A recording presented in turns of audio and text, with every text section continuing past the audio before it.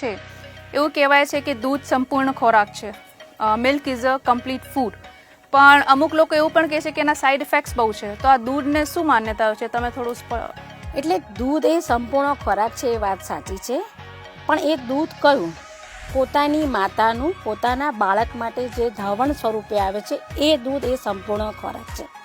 પરંતુ અત્યારે આપણે જે દૂધ પી રહ્યા છે એ દૂધ પેસ્ચ્યુરાઇઝ દૂધ છે, અને પેસ્ચ્યુરાઇઝેશનની પ્રક્રિયા કરવાને કારણે દૂધની અંદર જે વિટામિન્સ અને મિનરલ્સ આવેલા છે તે એનું ગુણધર્મ બદલી કાઢે છે બિકોઝ ઓફ પેસ્ચ્યુરાઇઝેશન, અને ગુણધર્મ બદલવાને કારણે એ દૂધ પચવામાં ભારે થઈ જાય છે.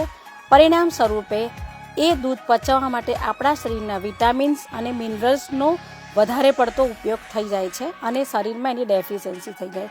જો આપણે કેલ્શિયમના સોર્સ પ્રમાણે જો લેતા હોઈએ તો બીજો ઘણો ખોરાક એવો છે કે જેની અંદર આપણને વધારે માત્રામાં કેલ્શિયમ મળે છે, જેવા કે બદામ છે, લીમડો છે, સરગવો છે, તલ છે.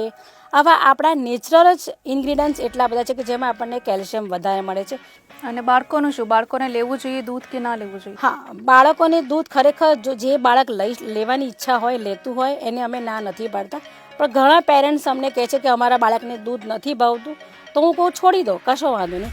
એને બદલે તમે બાળકોને રાત્રે પલાળેલા ડ્રાયફ્રૂટ્સ જે છે એ બાળકોને સવારે દૂધની જગ્યાએ ડ્રાયફ્રૂટ્સ આપો પલાળેલા.